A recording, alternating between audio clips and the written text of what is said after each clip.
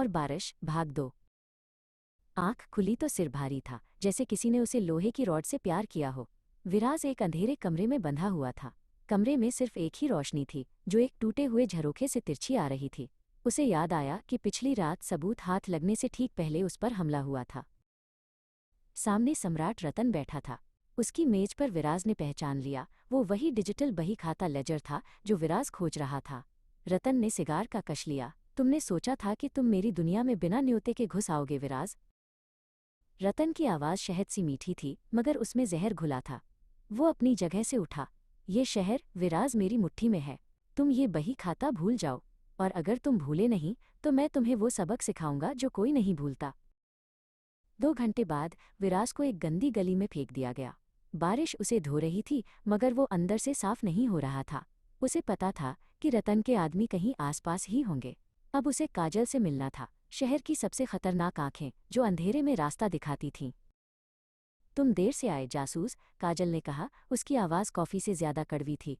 वे शहर के सबसे पुराने, धुएं से भरे बार के एक कोने में बैठे थे।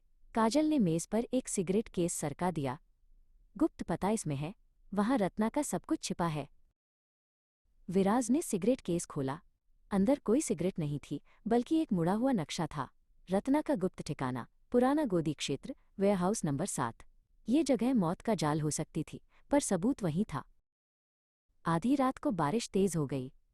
विराज वेयरहाउस नंबर 7 की दीवार के सहारे छिपा था। गोदी की दुर्गंध और पानी के शोर में उसे अंदर से पहरेदारों की धीमी आवाजें सुनाई दी।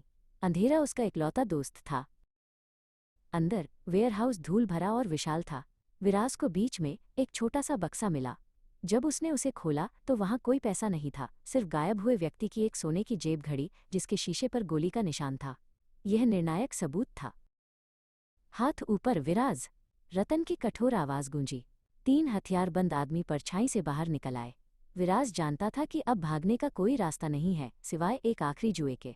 उसने अपने टॉर्च को जोर से जमीन पर पटका।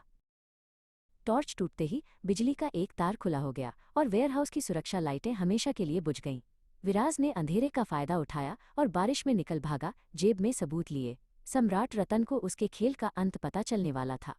यह कहानी यहीं खत्म नहीं होती। क्या विराज सम्राट रतन को न्याय के कटघरे में ला पाएगा?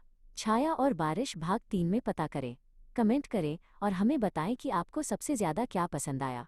वाव टेल्स।